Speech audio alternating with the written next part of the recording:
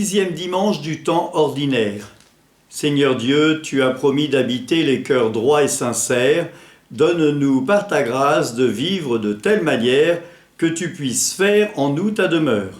Première lecture, lecture du livre de Jérémie, chapitre 17, versets 5 à 8. Psaume 1. Heureux est l'homme qui met sa foi dans le Seigneur. Deuxième lecture, lecture de la première lettre de saint Paul apôtre aux Corinthiens, chapitre 15, versets 12 à 20. Évangile, Alléluia, réjouissez-vous, tressaillez de joie, dit le Seigneur, car votre récompense est grande dans les cieux.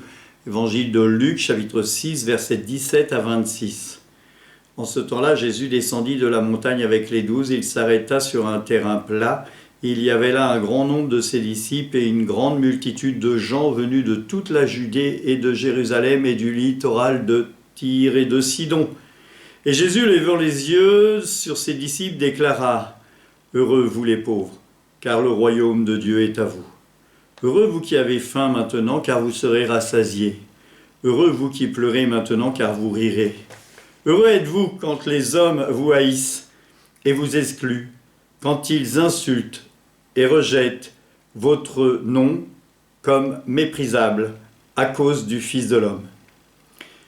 Ce jour-là, réjouissez-vous, tressaillez de joie, car votre récompense est grande dans les cieux. C'est ainsi en effet que leur Père traitait les prophètes. Mais quel malheur pour vous les riches, car vous avez votre consolation. Quel malheur pour vous qui êtes repus maintenant, car vous aurez faim. Quel malheur pour vous qui riez maintenant, car vous serez dans le deuil et vous pleurerez. Quel malheur pour vous lorsque tous les hommes disent du bien de vous. C'est ainsi en effet que leur Père traitait de faux prophètes. Acclamons la parole de Dieu. Louange à toi, Seigneur Jésus.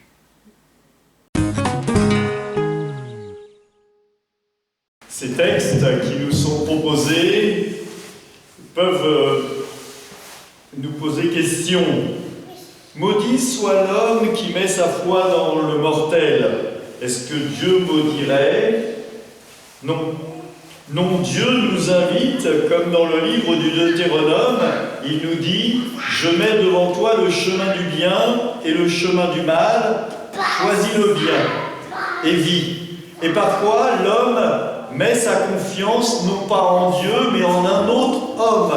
Et surtout, il oublie Dieu. Et c'est ça qui est important. Comment est-ce que dans ma vie, je mets Dieu à la première place ? Alors, moi aussi, dans ma vie, comme tout un chacun, nous avons à des moments de doute, des moments de confiance.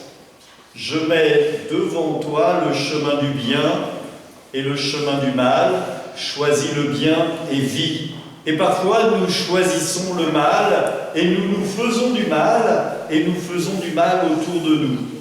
Et c'est un peu en écoutant cela que l'on peut bien comprendre ce qui se passe.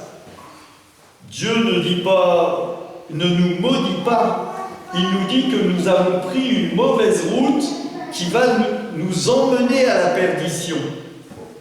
Et béni soit l'homme qui met sa foi dans le Seigneur, parce que le Seigneur est le chemin, la vérité et la vie. Et en écoutant cela, eh bien, nous sommes dans cette dynamique. Et le psaume 1, le premier psaume, qui commence par « Heureux est l'homme qui n'entre pas au conseil des méchants », mais qui commence surtout par « Heureux est l'homme ».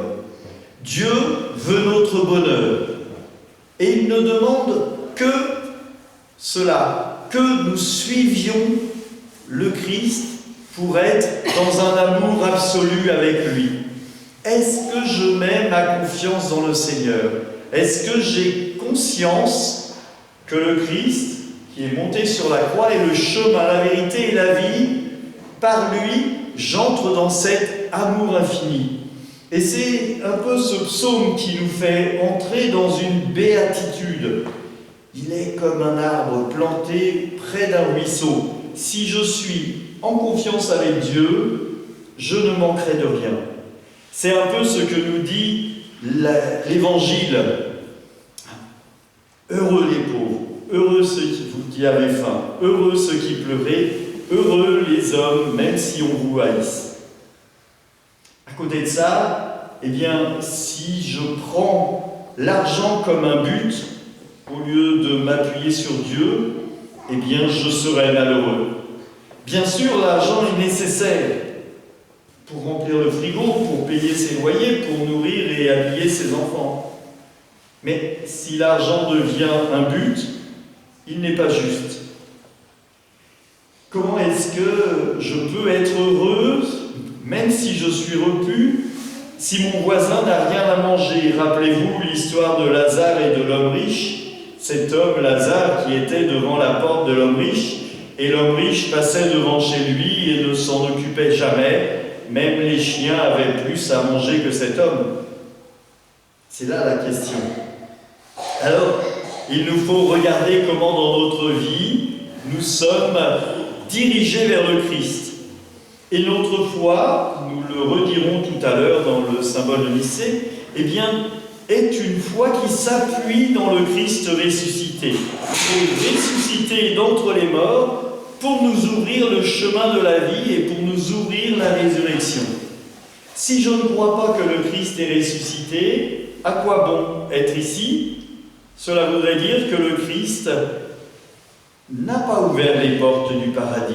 Ça voudrait dire que le Christ n'est pas celui qui est le chemin, la vérité et la vie. Votre foi est sans valeur, nous dit Paul. Vous êtes encore sous l'emprise de vos péchés si vous ne croyez pas que le Christ est ressuscité. Et donc, comment je mets cette espérance dans ma vie?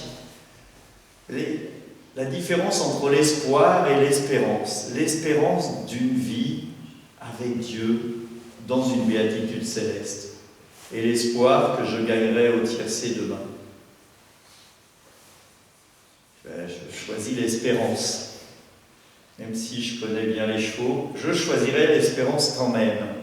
C'est important quand même. Comment est-ce que, dans ma foi, je considère Jésus, l'incarnation de Jésus, vrai homme, vrai Dieu, qui m'ouvre les portes par sa résurrection, parce qu'il a pris ma condition humaine, parce qu'il est Dieu, il peut m'ouvrir et me permettre d'entrer auprès du Père. Et cette béatitude céleste, nous y prenons un avant-goût lors de l'autel, lors de la communion. Lorsque je communie, j'entre plus que spirituellement, j'entre intérieurement en relation avec le Christ ressuscité. Parce que l'Eucharistie ne peut avoir lieu que parce que le Christ est ressuscité, parce qu'il est mort sur la croix. Et c'est dans ce triomphe de la mort sur la croix, de la résurrection et de son ascension au ciel que nous pouvons recevoir le corps du Christ. Alors, grande joie pour nous, grande joie d'être aimé de Dieu. Heureux est l'homme qui met sa foi dans le Seigneur. Amen. Cette offrande, nous t'en prions, Seigneur, nous purifie et nous renouvelle, qu'elle devienne pour ceux qui accomplissent ta volonté la cause de notre rédemption, récompense éternelle. Que Dieu Tout-Puissant vous bénisse tous, le Père, le Fils et le Saint-Esprit. Amen. Allez, dans la paix du Christ. Bonne semaine à tous.